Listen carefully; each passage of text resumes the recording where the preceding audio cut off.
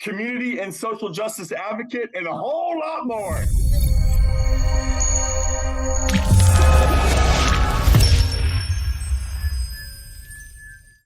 All right. Dr. Celia, are you ready for Timeout with Leaders? I am. All right, Ty, you ready? Timeout. Tyler, who the heck are we taking a timeout with today in 2024? Well, Kevin, good to see you this year, man. And ladies and gentlemen, children of all ages, we have Dr. Celia Mcintosh. She's a nurse practitioner, social justice disruptor, community and social justice advocate, and a whole lot more. Celia, good to have you on the show. And I was just going to ask you, if you could play one instrument, what would it be? Tambourine. Everybody Yeah. needs a good tambourine to keep the beat. Yeah, I think it's tambourine. I think I have some issues with coordination, so I think that would be the easiest thing that I could keep a beat with. Okay. The tambourine. Dr. Celia, one of my questions was, if you could get people to read one book, what one book would you select that you ideally could get them to read, take something away from, maybe a book that made a profound impact on your life or just how you thought about life? One of the books I would say is The Body Keeps the Score, especially in the work that I'm doing around social justice, around workplace toxicity. We have to really have a good understanding of how the body keeps the score and what the trauma, whether it's, abuse at work or abuse in domestic wise or other abuses, childhood abuse, they all affect us. And, like I said, the body holds on to that. Absolutely. And we keep learning more and more about that every single day. Body keeps the score. Noted. All right. Well, Celia, round 3 over here. So when you hear the word joy, happiness, and energetic, positive energy, what person comes to mind? I'm going to say myself only because I can't think of anybody off the top of my head. I would say myself because for me, having joy is doing stuff for other people. That really that's my happy place. Mm-hmm. To really give back to people, I think is definitely what brings joy to me. So I would say if I had to say a person, I would pick myself only because of my own experience and really giving back really makes me feel good to really uplift the community. Absolutely. Awesome. I think we all share that. And sometimes do you feel that you kind of find yourself more by helping others in a way and kind of clears your head and gets out of your own way? Yeah, absolutely. Because I know that, when people don't have, their basic needs met or have that extra reserve or even that word or that assistance, it can make a huge difference. So I definitely feel like any way that I can impact people or communities, I definitely want to do that. So absolutely. All right, I got a couple for you too before we get into that and talking about the impacts, right, on some of these things that we're doing every single day. And if we fail to reflect, we're not really sure at what cost, and not just cost with our family members or our relationships, but also what is that toll on our body. So I'm really, really excited to get into that.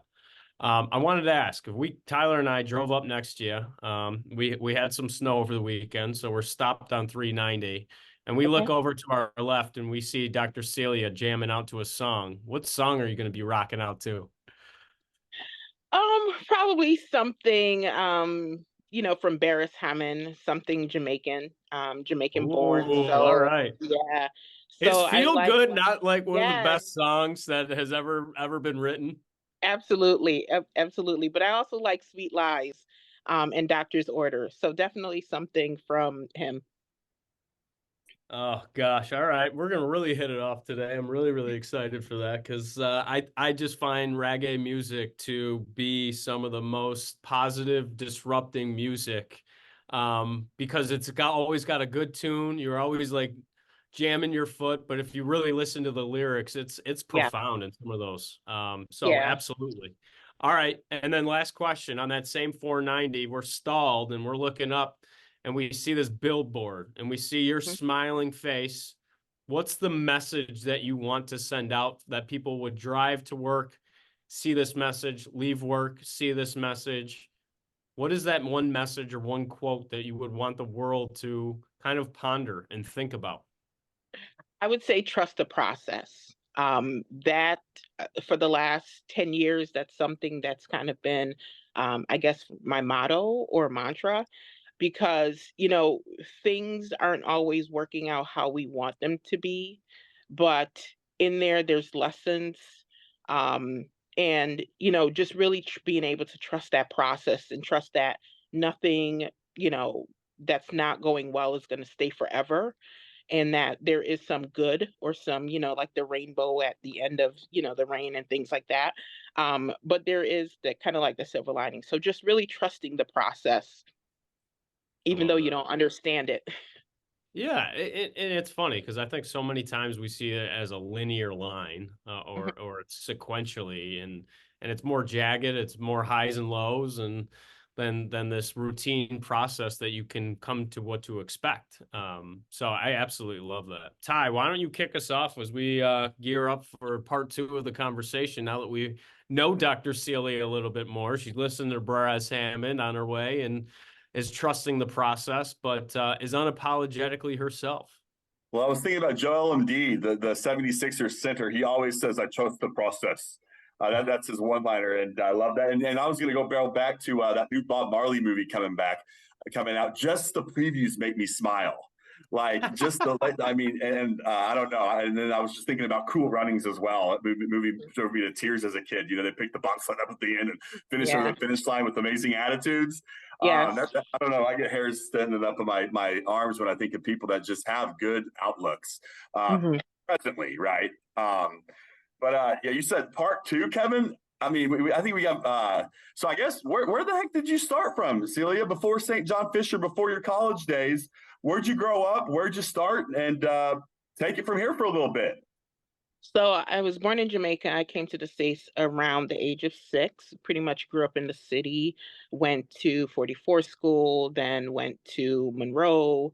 From there, I went to Edison. Then when I decided to become a nurse, I went to MCC.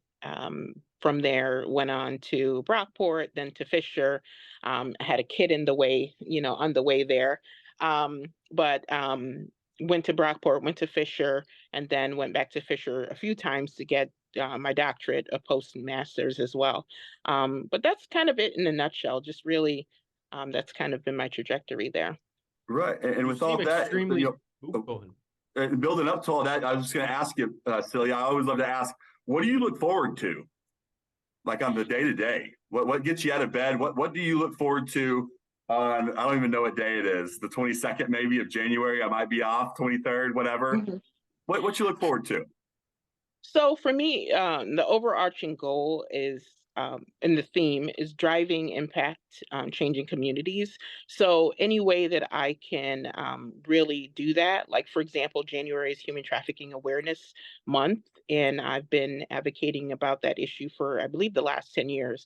So really being able to continue, doing advocacy around that, advocacy around issues for individuals that are underserved, or just having some kind of economical or some kind of social justice issue is what really does it. I mean, going to work, I do love caring for patients, but I mean, I think there's a different hard work that comes out of being able to be in the community, not getting a paycheck, and really being able to immerse yourself in that work. You sound like a highly reflective individual that is really always looking backwards. And you mentioned some of those things along your journey, right? From Jamaica, moved here when you were 6, and then really identifying that nursing, because you love giving back and helping others, ultimately was the professional aspirations. But you are fearless, right? I see this person that doesn't have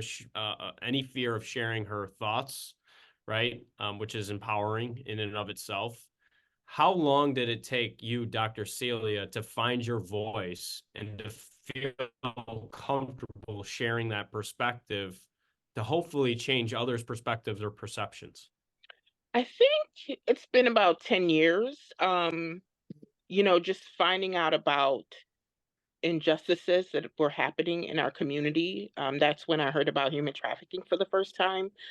But, you know, there was a element of, wow, I've never heard of this. I need to educate other people about it. Mm.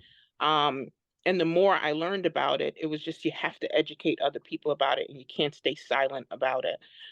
So I think that is when I pretty much kind of found my voice in terms of the advocacy and what I wanted to do. And just what I learned from that was that I have to be at other tables to even deep kind of dive in deeper to do the work. In terms of the workplace issues, what I learned from, just educating about human trafficking was that silence is complicit. If you're silent, you Mhm. are complicit. And that happens. And that's why I think my voice has been, I guess, exacerbated, or, I've increased my voice around issues in the workplace because it's damaging to people. I mean, people are walking away from work with anxiety, depression, PTSD. And if no one talks about it or brings light to it, then it just continues to go on and people are suffering in silence. So I think learning, that it's a different type of exploitation, that I really wanted to bring a voice to that and highlight it. And that's why I really started doing the videos and talking up more about it.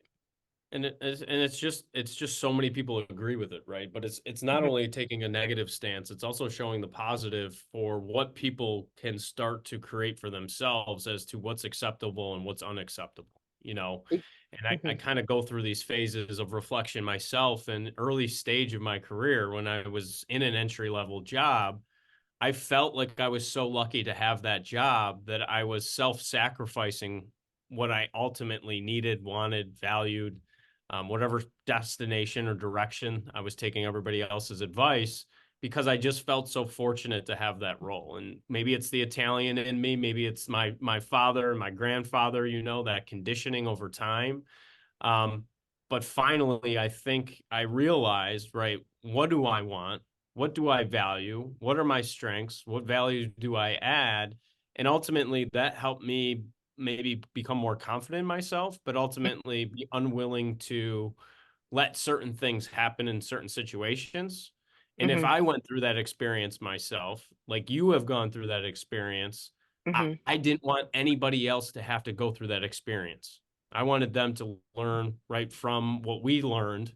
So mhm. ultimately they didn't have to have that same pain. But what in your estimation, before we kind of go down that rabbit hole, because I could talk all day with you on that, what when you were becoming an advocate, right, and you were then made aware of something that wasn't really aware in our community because it wasn't really being talked about, what did you learn from an individual level, like a Tyler or a Kevin? What can we do as individuals in the community to start making a change? Well, what I learned from that is that everybody, no matter who you are, can make that change. There's the power of one, and while, like I said, it was just, um, it came from, okay, now I have the awareness that these issues exist. I can create PowerPoints. I can go and speak to other people, make them aware. I can join organizations to, for strength in numbers. I can go and talk to my elected officials to highlight some of these issues. There were a lot of different vehicles, but it was just a matter of, okay, I can use what I've learned in my educational background, but also use my voice and use, other resources, other communities that are already, or organizations that are already doing the work, and align myself with them. So everybody can play a role, whether it's telling someone else that this issue exists, whether it's volunteering your time. Even with the coalition, we have done care pack parties where people can, deliver hygienic supplies, and we package those and send those to individual organizations that are working with survivors. So there's a lot of different things, whether it's fundraiser, whether it's just, like I said, just really educating others about the issue. Everybody can do something. What was your previous perception of that, right? So I think young, I think I don't have the ability to make these changes. But then I hear you say, well, I tried this and I tried that and I turned over this stone. And then once I turned over that stone, I turned over 10 other stones. Mhm. Because I think the general perception is that I'm not valuable in this equation, right? I'm only one person. I can't do these things. And here you are, that one person that just led you to inspire more and more people to get on board. What would you say to those people Um, to those people that that don't feel feel like like I'm they're, only one person and I won't be able to impact change or have an impact? yeah, I will say that they do have the ability, like they're worthy, that they can, that they have to find something that they're passionate about. And that's, I think, what did it for me. And I had to look at, what's the impact of inaction. Like if I'm Love not that. doing anything, what's the toll that's going to continue if I kind of like sit by silently?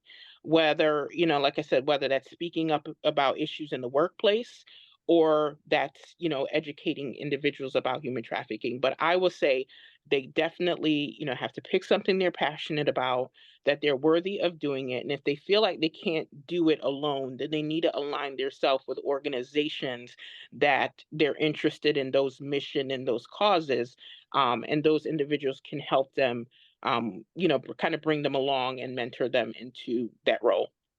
Absolutely. I think finding that tribe is just as important. And you may think you're the only one that has that perspective or perception or belief until you start having conversations. And I loved how you put it earlier. Had to put myself at other tables that I naturally probably wouldn't have sat at in order to really fully learn comprehensively how are we looking at this and help me understand as to what has already been done and what can we do. I love Hmm. it. Yeah, and Celia, I have a feeling that you're just, you're way too busy saving neurons, right, to play cards. I love that line. Yeah, I'm cracking up over here. You're very. Was that your own line? Which one? That you're way too busy saving neurons to play cards? Oh yeah. Oh yeah. I've been trying Yeah. to Oh listen yes. to y'all with this quote in front of me for the past Yes. 5 minutes, and yeah, bravo on that. So I feel like Thank you. you find yourself being too busy for a purpose, right? To play games is what Mhm. I read by that. Right. And in your experience as a leader, how do you lead people that kind of get caught up in their own head sometimes, and not focus on the purpose, or if they're playing Texas Hold'em or Monopoly to not Mhm. play games anymore? How do you get them out of their head and just to strive for that day-to-day purpose? So I think you can't really do people management until you do self management. I think Mm, you have to have, because, when you approach people in a certain way, whether it's genuine or well meaning, it can be misinterpreted. So you have to make sure your approach, um, is a good approach, a respectful approach, that kind of thing. But in terms of really trying to get them out of their head and get them to be more impactful, you gotta, obviously you gotta keep them curious. People, keep, I'm the type of person that wants to keep learning and keep uncovering things and trying to figure out what the lessons are in things. So really trying to help other people tap into that, I think, is beneficial. But really just trying to, encourage them. I think, them being encouraged maybe by the things that I've done, that, yeah, I've been able to do this, but it started with, me having that passion behind it, me seeing an injustice, and just, like I said, continuing to help them through that whole process so they can see that they are, I guess, are worthy in that. So I don't know if that's really yeah, clarifying what oh, I love it. answering I the love how you question, said but that you got to work on yourself. And what do you do to work on yourself? so for me, I do read, but I also try to figure out the things that are not working in my life, whether they're working or not, what's the lesson that I'm supposed to take away from it? Because it's easy to say, why me? But then I have to, we have to take the step back and, do the self reflection and say, okay, well, what was it in that I took away? Was this a lesson of patience? Was this a lesson of, false expectations? Like really trying to figure out what the lesson is in that situation. Gotcha. Nice. Yeah, and I love how Tyler, you put it earlier, but finding yourself more by helping others is exactly my experience, and it helps you to become a better communicator, helps you to learn more about yourself. I always say commonly with mentorship, the mentor always thinks that they're going to be the ones teaching the mentee, and actually it's more bi-directional than most feel. But Dr. Celia, I love how you just worthy. That's such a big word, right? And it's kind of a byproduct of the nurturing and naturing of society, of these relationships, these experiences at work. And I'm going to flip the page a little bit to start talking about some of the mental health, right? Okay. Start really talking about psychological safety and mental stress and some of the things that we're starting to see because it does have a toll. Great leadership or poor leadership has infinite possibilities, both in a positive but also a negative. Do you channel some of this based off of the experiences that you've had growing in your career? Where did you find your passion for starting to talk about some of this stuff? Because 10 years ago, it was always there's the door, right? Or leave that at the door. This is work.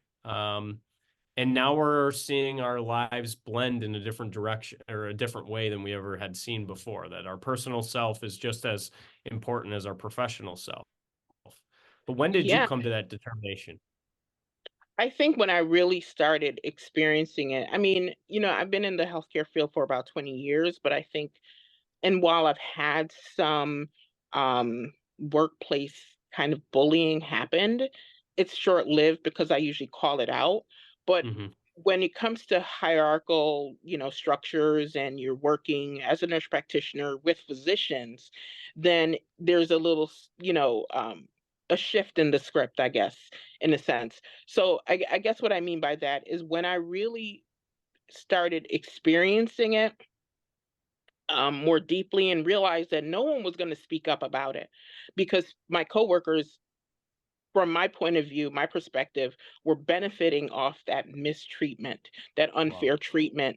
Because, when you have a physicians per se that's withholding information from you or not really educating you on certain disease process, when you go to them and you ask them a question, and that same question that was asked by someone else, they will sit there and explain it to them. But when you ask them the question, they would say, I don't understand your logic and kind of shut you down. That Huh. impacts patient care.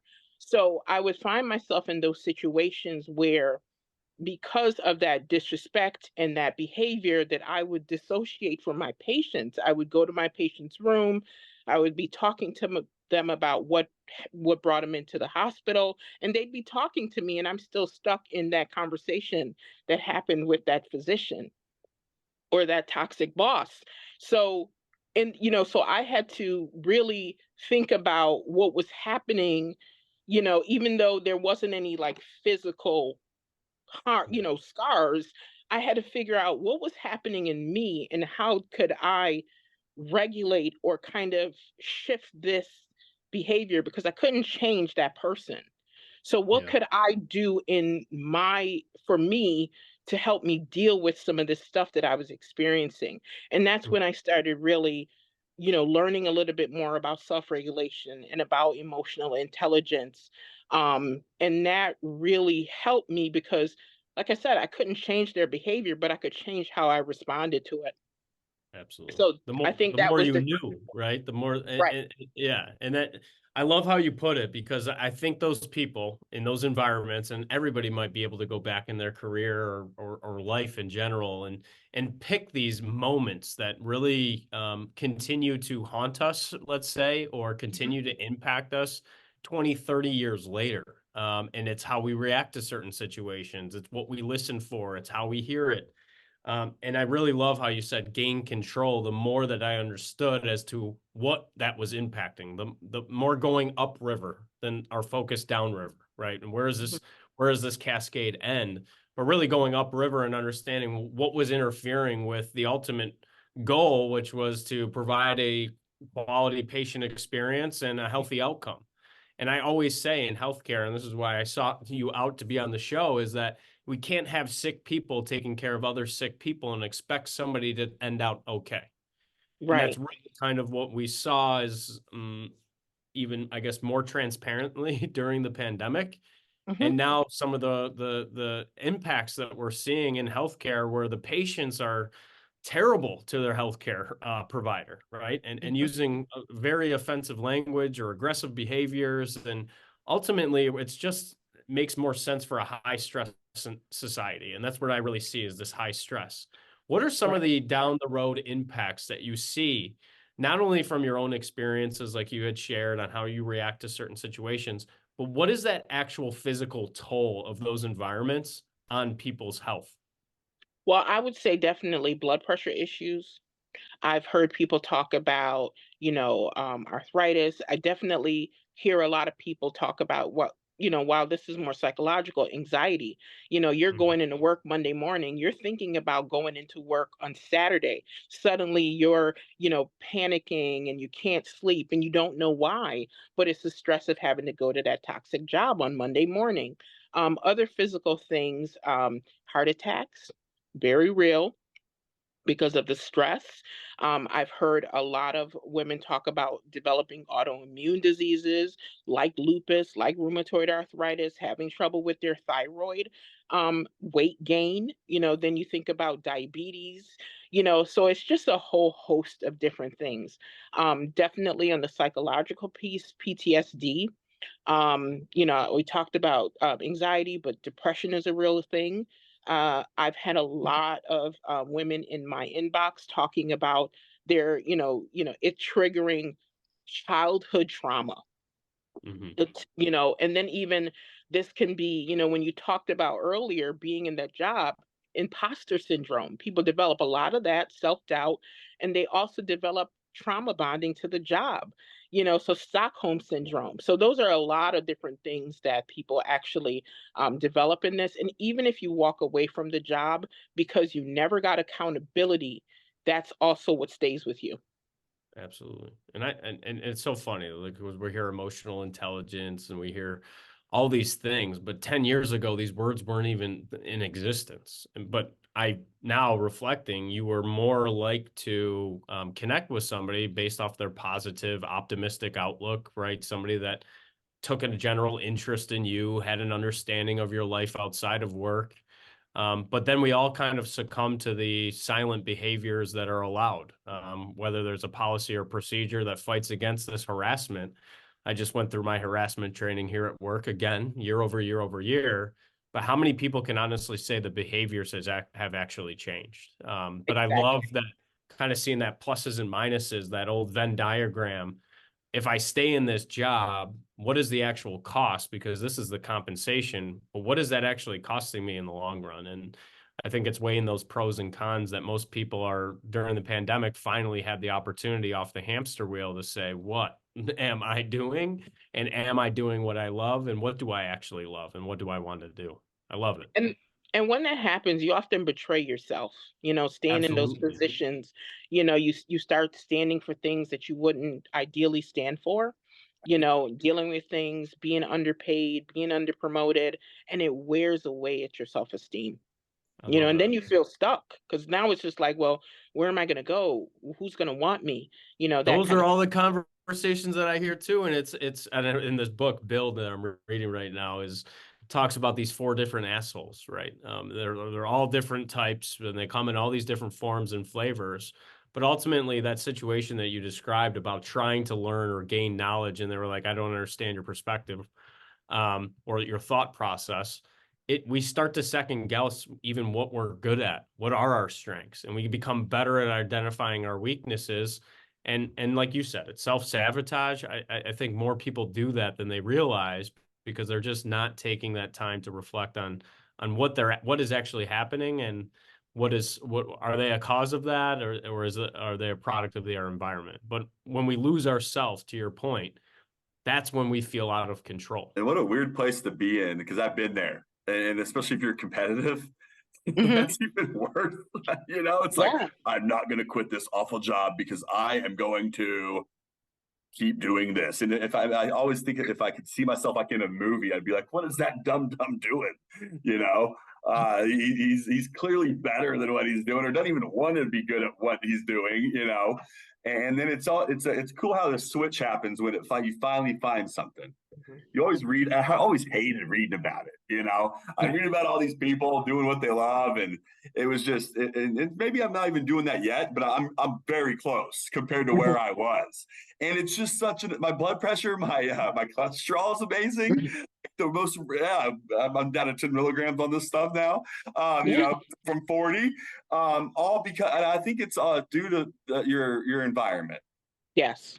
Like, and I was Absolutely. one that was so strong-headed that I didn't care what my environment was, I would say, um, at all. Like, it was just I was going to change my environment, but you can't change 100 people. If you're Right. stuck in there and you're so competitive, like I keep saying, going back and back for it to it. But you mentioned kiddos earlier, Dr. Celia. What's the best advice you give your kid or kids? So what I have given him in the past is the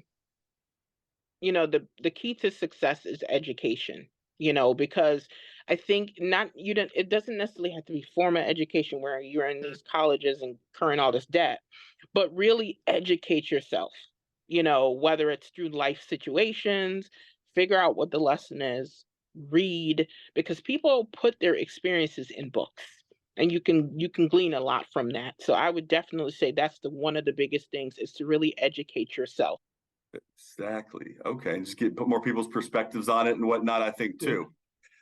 Because Yeah. up when I was up in y'all, and this is maybe to human trafficking to your wheelhouse here, Celia. Mhm. Like when I was up in y'all's neck of the woods, I didn't hear much about it. Maybe I was just blind to it. Okay, but down here where I'm in Texas, it's a mad. So we're talking 22 hours away from each other. Mhm. I'm up there not even knowing about it, right? And maybe, Mhm. like I said, maybe I was blind or just wasn't educated. But I mean, you go 22 hours south, and it's like a thing, Yeah. like a big, like you drive down the road. Kevin was talking about that billboard or whatever earlier. It's who was missing. It's no Amber Alert. It's like it's a whole different ball game. And I wanted to ask you, how did you get into that? Is there a story behind that? Yeah, I was actually I have a passion for law and nursing, and I was doing sexual assault kits for about a year, got burnt out with that, and then I was walking into work back in 2014, and I walked past this table, and they were having a conference, and they had awareness tables out, and I saw the word human trafficking, and I was like, I'm interested in knowing what that is. So I went up to the table, and the ladies at the table started telling me about it, and I just was in awe. Like, I was shocked. I could not believe that someone will, trick someone and force them to have sex with so many people and take their money. And I just couldn't unsee it.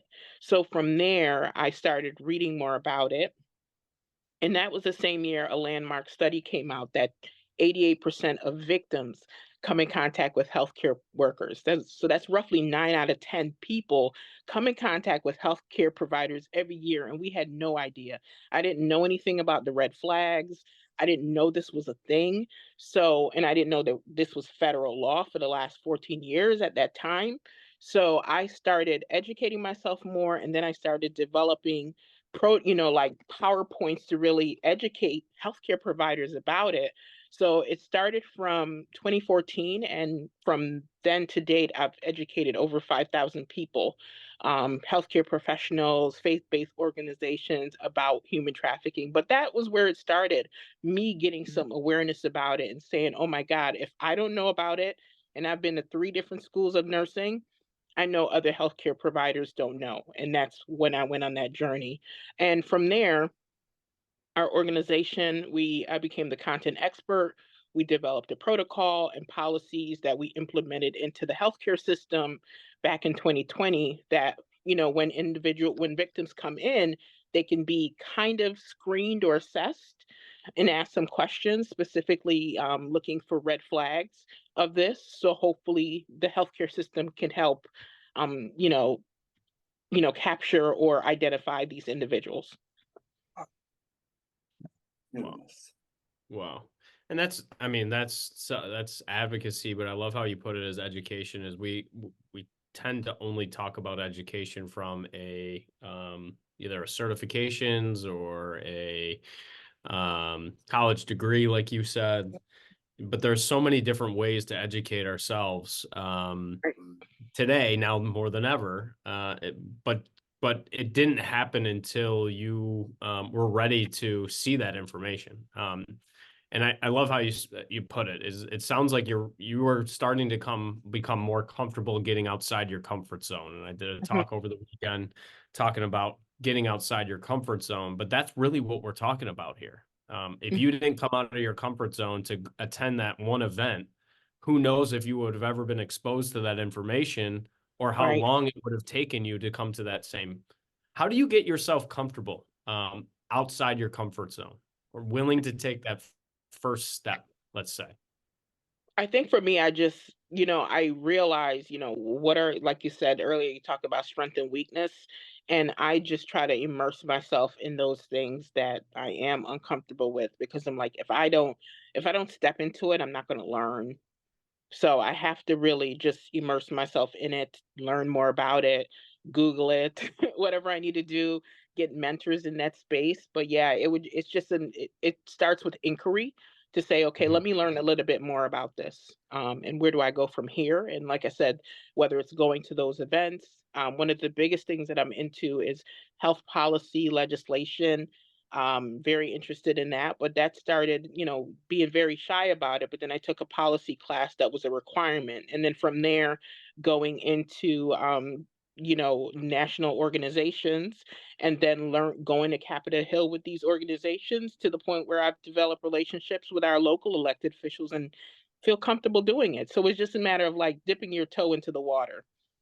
And almost embracing the discomfort. And Yes. you probably hear it all the time in healthcare. Everybody is seeking comfort. And once they have it, then great, I'm done doing all those other things. I've now reached this utopia state, but it's failing to evolve at the same rate that their bodies are evolving, society is evolving, Right. economics are evolving. So I love that you're saying really embrace the discomfort. It's okay to not know. And that's where Right. I think people really misstep is like, I'm not an expert. No, experts are only formed from that genuine curiosity. And I love that inquiry that you said, Mhm. because then they wanted expertise in this area that really struck their passion. And Mhm. that's, to me, like you said, if we don't love what we do, there's still opportunities to take what we've learned to create the environment. Now, I was of the proponent, like Tyler said, that I could have some impact on change, whether it was the culture, whether it was my leader. But ultimately, I think that got me confused as to what I could control and what I couldn't control. How Mhm. did you start to make those determinations, right? You wanted to learn more about yourself. You weren't blaming that leader for their inadequacies of leading you in the right way. You've looked more for doors to open on how you could actually still be in that same environment. So you Yeah. weren't blaming, you weren't finding excuses, you were more finding solutions. Why did you go through that process in that way? Because I know so many people will stop and just blame instead of really Mhm. fact finding to figure it out a solution.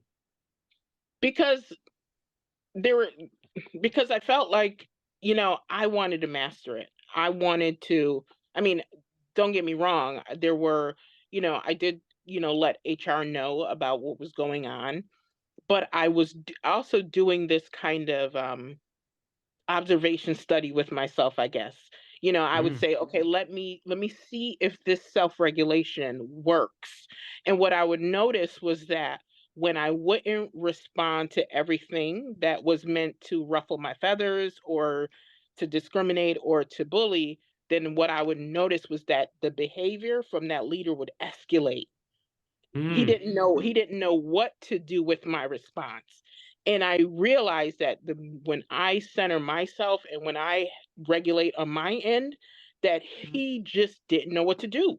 And he would just go to every try to do anything to like to bait me. And he was making it more apparent to now my coworkers that this was what was happening. So I was kind of like removing myself out of the equation a little bit, because I wasn't responding to everything he was saying, and I was recognizing the behavior and recognizing the patterns. And I knew that stuff that I was learning was going to be powerful to teach other people, because a lot of people say, well, I'm not teaching people to stay in a toxic environment.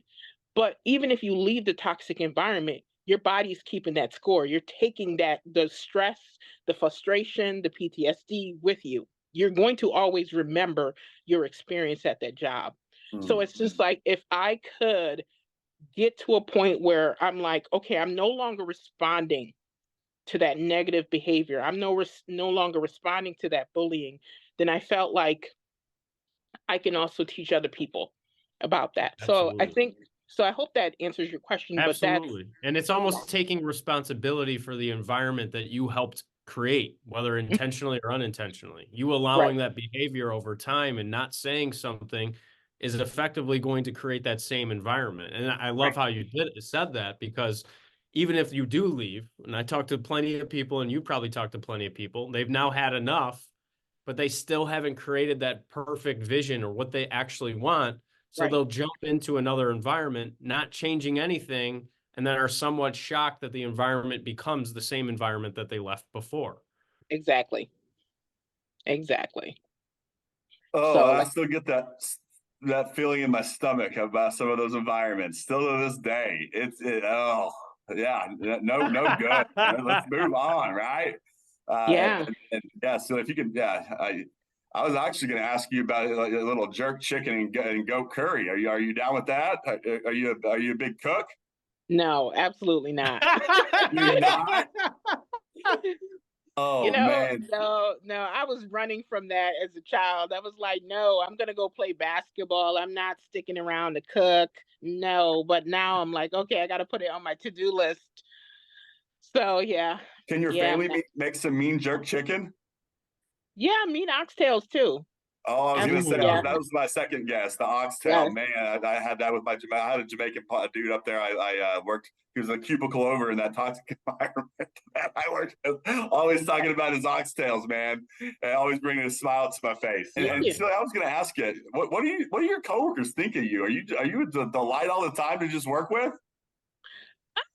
For the most part, for the most part, I think, you know, I think that I bring that practical piece because I try to see both perspectives, you know. Mhm. So even though, when we even talked a lot about, the toxic boss, and I say, well, because at the end of the day, going back to the psych piece of it, I think people are just trying to get their basic needs met. Right. That's at the core of it. And sometimes they just don't know how to articulate it. Sometimes they, whether it was, daddy issues, mommy issues, whatever happened in their life, they don't know how to have those conversations, in these settings. So I also show them that perspective.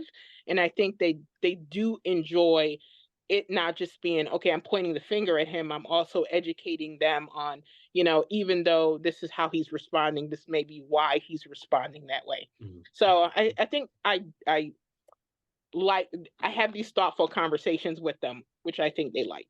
Right on. That's And who's your favorite basketball player? Mm, now, I don't really have one now. I don't really watch it so much, but it used to be Scottie Pippen. He used to be my favorite. Ooh, Scottie yeah. Yeah, Pippen from the University of Central Arkansas. All right, yeah, get it going. So yeah. wait, I just want to go back to real quick, but that discovery, right? Those conversations, Mhm, Celia, that now you're having with others helps them to translate and effectively communicate that. And mhm, again, from a business perspective or maybe a manager's, sometimes that comes through as it sounds like excuses when we aren't effectively mhm, being able to articulate actually what we need and mhm, what we're not getting. And it sounds like complaints or just even some take that feedback, but then it goes nowhere. So, mhm, and if you're in that environment, then you know that you're not being listened to, valued, and heard, and it might not be the best environment for yourself. mhm, It mhm, is amazing to hear your story, though, and how much you've grown outside of just the position or the title that you held at the time. That you were mhm, educating, developing, creating these relationships, going on these exploratory journeys. How much better you being kind of this self entrepreneur, whether you were making money or not. I think you're like me, right? I was just wanting to have an impact, influence somebody else's life in a positive way. That was enough for me, right? That felt great. How much better do you find yourself at work because you're doing all these other things and you're not just working clocking out of the clock and then headed home doing our traditional duties? I think it makes me a better overall practitioner because one of the things that I think is lost with people is they forget the human element. And at the core, regardless of someone's bullying you or doing this, they're still a human at the end of the day. They still they still have lives outside of work, and you don't necessarily know what they're going through, why they're, you know, treating you like this. So I think for me, it's always I don't know what's going on with that person outside of here, but also maintaining that they're a human and they deserve that respect and they deserve the treatment and not to be judged. So I think I try to bring that to the table and be more conscious of, what's happening, even if I Yeah. don't know. It's just like Yeah. there's got to be something else on that, I, on their side. I think that's so cool because, and I got to ask, right? Because I'm in the work that I get to do every single day. A lot of businesses, a lot of leaders, a lot of HR teams, they're always looking for that silver bullet, and I always get back to humans, right? It's human Mhm. nature. It's that Maslow's hierarchy of needs, which isn't really a hierarchy at all, but that's ultimately what everybody's chasing. Now, what they're looking for specifically may change, but ultimately that's really what they're looking for to create that safe space. Mhm. What do you think in the working world dehumanizes us? Like, when do we kind of separate ourselves? Is it the job descriptions? Is it the title? Is it the silos of the business? Is it how we're bonused and compensated? But all of a sudden, then we kind of get on this individualistic journey that we're only interested in our own success sometimes, and it's chaotic because then we disregard how that impacts or what's that ripple effect and how could somebody else take that. But in your estimation and kind of your experience, what do you think leads to that dehumanization? I I think it's because maybe there's some value add in that because people start there's favoritism in the workplace. So there's the competition in the workplace. So if I think if the goal itself, the mission was rewarded, um, I think that would be better. But I think when individuals are able to get ahead in advance based on the relationship because they're, nicer or laughs at the boss's jokes or whatever, I think that's what separates them. There's this, you talked about something uh earl compression. I think you said some kind of compression. That disconnect creates kind of like like I said, so this person is separated because now they have a better relationship with this boss, and this person, there's this divide because now you're the oppressed in this situation. So there's always going to be um, one person being treated better or the other person not. But I think if the overall mission was, rewarded and people all felt, you know, equitable value and care and concern, then I think it would be different. But I think that's what's happening. Organizations have become like family units that have been kind of dysfunctional. And now we're Mhm. battling for mommy or daddy's love and who is the favorite and things like that, the sibling rivalry. So I think there's a lot of that happening in these organizations. So you're constantly competing to Mhm. be the better person, to be the better daughter, to be the better coworker, to be the better whatever. Um, and I think that's what sidetracks the mission. I love Mhm. that. I agree with that because then again, those internal politics are so energy draining, but yet we invest a lot of time, energy, and resources of our own to play that chess game, right? And Right. and that's always been one of my big problems, right? I always thought my actions would speak for themselves when it came to performance, when it came to promotions, but Hmm. ultimately, I can't say that that's reality. I can Right. honestly say that it comes back to it's all about who you know and not what you know, and maybe that's one of the faults of man, right? And why some of these biases, whether we want to admit it or not, enter the equation, but I have seen more organizations have these departments or this silent influence of just becoming a yes department and always agreeing with your superiors, and your subordinates, if they disagree, are not on the same team. And I think that's why we find ourselves in more challenges professionally in the working world than ever before, because we allowed that disconnect. And like you said, if you don't stick true to your morals and values, and you're willing to give those up in order to get something else, you lose yourself ultimately at the end of the day. And then you become a doer, not a disruptor like yourself. I know Right. I And had a ton of fun with this. thank You were you. going to add something, and I didn't want to cut you off.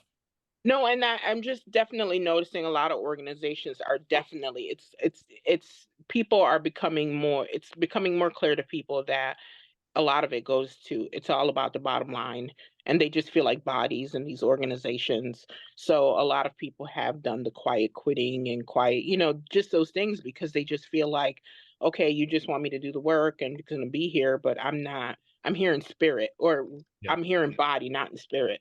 Yeah. So I think it's just all about, okay, the organization needs to hit these targets, get these deliverables, and that's all they're focused on. But they also forget that they have to focus on human capital too, because if your people aren't feeling like they're a part of your vision, then that's a whole nother issue. Absolutely. Nailed that on the head, Dr. Celia Mcintosh. Yeah, Celia, before we log off here, I gotta jump right at one, and it's been a pleasure meeting you.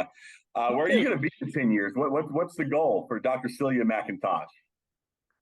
I would definitely say at some point I want to complete law school, and I definitely want to have more global influence. So whether that's working with some organization around some social justice issue, but just really being more of an impact. Working with developing laws or influencing policy on a higher stage. Love it. Well, I can't wait to see you there. Thank you. Yeah. Likewise, Dr. Celia, I just want to say thank you for accepting my random reach out on LinkedIn to be a special guest. I've just been a you. silent admirer of your work, and that positive disruption that you're focused on. You're not just kind of looking out for yourself, you're looking out for our entire community and people like that. I really wanted to make sure that your message was shared, but thanks so much for sharing your wisdom with us and your experiences and your outlook on the future. Tyler and I, if there's any way we can support you, absolutely let us know. Maybe you'll run for office one day and we can elect somebody that has your outlook. So just thank you so much for all the great work that you're doing in our community and beyond. Thank you. And thank you for allowing me to be on your platform. Oh, yeah.